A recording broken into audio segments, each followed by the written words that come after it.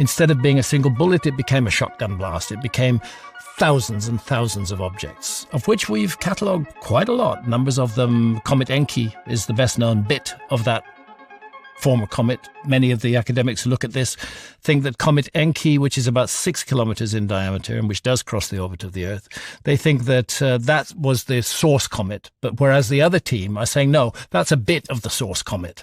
There were many other bits as well. And 12,800 years ago, 12,860 approximately, the Earth went into a storm of these fragments. None of them big enough to compare with the object that wiped out the dinosaurs 65 million years ago,